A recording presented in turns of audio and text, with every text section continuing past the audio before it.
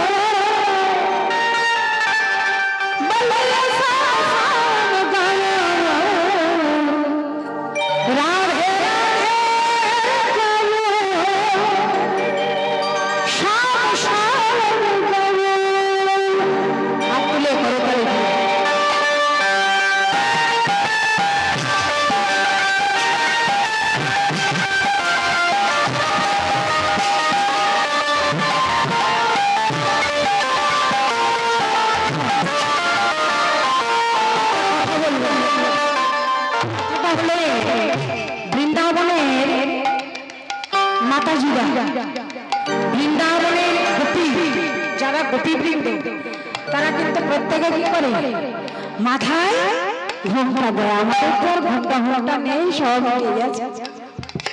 এই সংসারের পরে কলিযুগে ঘোমটা ঘোমটা সব নিয়ে গেছে, মাথায় আর ঘোমটা নেই। তো যাই হোক, আমরা সবাই একটি ভজন শোনার সময় সবাই একটু মাথায় ঘোমটা দেবে। সবাই মিলে করজোড়ে আমরা সবাই মিলে হাতে তালি দিতে দিতে রাধা নাম করতে করতে বৃন্দাবনে যাব। মেরা মন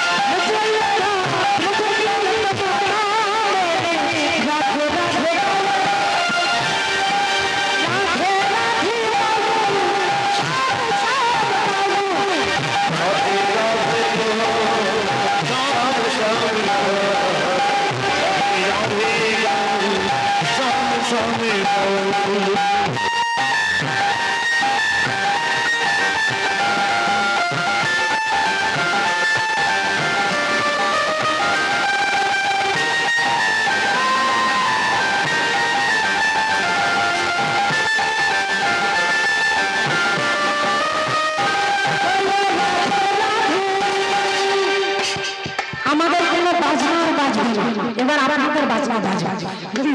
বলো রাধে রাধে, রাধে রাধে, বৃন্দাবন বৃন্দাবন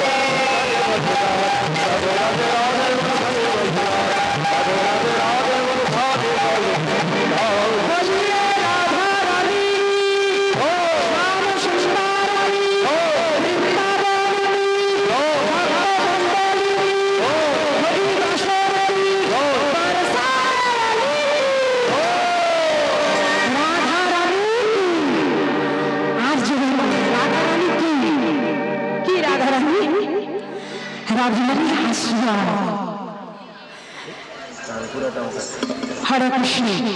তাই আজ বৃন্দাবনে এলাম, বৃন্দাবনের সেবা দেখবো, বৃন্দাবন মেলা। আজ এই বৃন্দাবন মেলে আমরা দেখবো আজ রাধারানী আমার কেমন ভাবে গোবিন্দকে কাছে পেয়েছেন মালিনী বেশি। চলুন এই বৃন্দাবন, বৃন্দাবন মাধুর্য মন্ডিত বৃন্দাবন, বৃন্দাবন ব্রহ্মাণ যमुनाय প্রদক্ষিণাং শুদ্ধ সৌতিকং সংস্থানং কল্পবৃক্ষ সুশোভিত নানাবর্ণ কুসুমান রমণী পরিপূর্ণতাং ধ্যানতাং স্থানং গোবিন্দ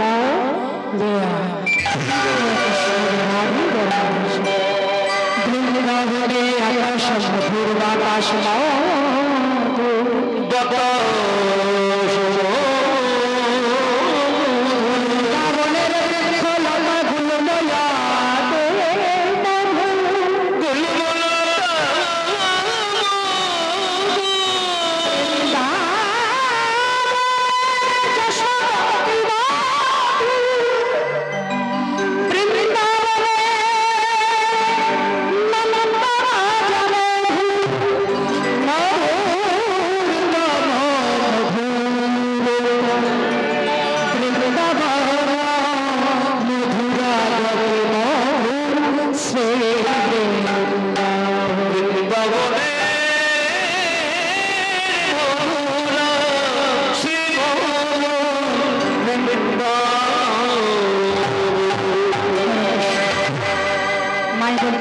প্রসাদ পাচ্ছে, ভালো কথা, প্রসাদ পাবে কিন্তু কথা বলবেন না।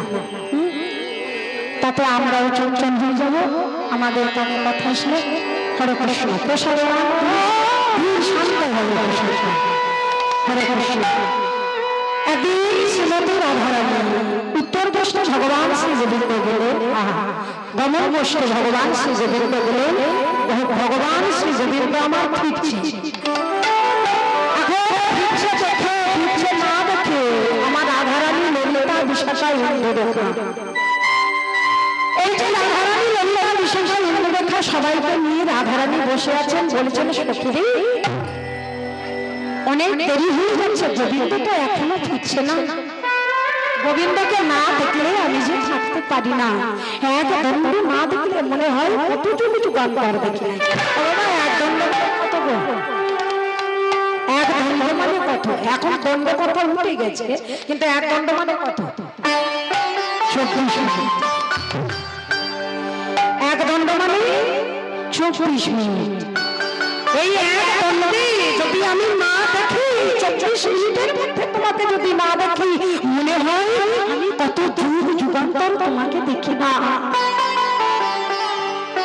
এখনো তুমি বোধহয় চড়ানো তোমার শেষ হয়নি গোবিন্দ, এখনো কি তুমি ফিরবে না? আর কত তুমি বোধহয় চড়াবে? আমি যে আশায় বসে আছি তোমাকে দেখবো বলে মনের গলে শাস্তি করবো, তুমি এখনো কি ফিরবে না? এই বলতে বলতে শেষে একটু রাধারানী একটু চালাকি করলেন। চালাকিটা কি বললেন দেখি? ভক্তি কলসি জলটা তাড়াতাড়ি করে ফেলে দিচ্ছে। আচ্ছা কথা হলো তাই। আচ্ছা মাইরা, রাধারানী যখন ফেলে দিয়েছেন ঘরে কি আছে? জটিলা আর জটিলা। জটিলা জটিলা এসে বলেছে আরে ভক্তি কলসির জল তুমি ফেলে দিলে, তুমি জলটা ফেললে কেন? যখনই প্রশ্ন করেছে রাধারানী একটু কৃষ্ণ দর্শন করবে বলে মিথ্যার আশ্রয় নিলে তাতে কোনো পাপ হয় না। কি বাবা হয়? আমি যদি কৃষ্ণ অনুরাগী হই, কৃষ্ণ কথা বলে থাকি তাতে কোনো পাপ হয় না। আমি গোবিন্দকে দেখবো মনে মনে ভাবছেন, একটু ছলনা করে বললে আসলে কি হয়েছে জানো? এই কলসিতে আমার পা লেগে গেছে তো, তাই আমি ওই জলটা আমি তোমাদের সেবায় দিতে পারবো না। আচ্ছা এবার মাইরা বলো, এখন যদিও ওই দিনটা উঠে গেছে, কিন্তু আগেকার দিনে যখন মাটির কলসিতে জল হতো, ডাবরে অনেকে জল খায়, কাঁসার ডাবর, তাই না? এখন ডাবর কলসিতে যারা জল খায়, জলটা যখন কলসির হাত হয়ে যায় আমরা কি করি? কি করি? মাইনা আমার সঙ্গে কথা বলুন, অন্যদিকে তাকালে হলো। কি করি আমরা? জলটা যখন কলসির হাত হয়ে যায়, কলসি ঠিক আছে ডাবর অনেকে ব্যবহার করে, হাত হয়ে গেলে আমরা কি করি? পায়ের উপরে রেখে কি করি? জল গড়াই না? পায়ের উপরে রেখে আমরা কলসিটা পায়ের উপরে রেখে জল গড়াই, সেটা আমরা গুরুজনের সেবায় লাগিয়ে দিই।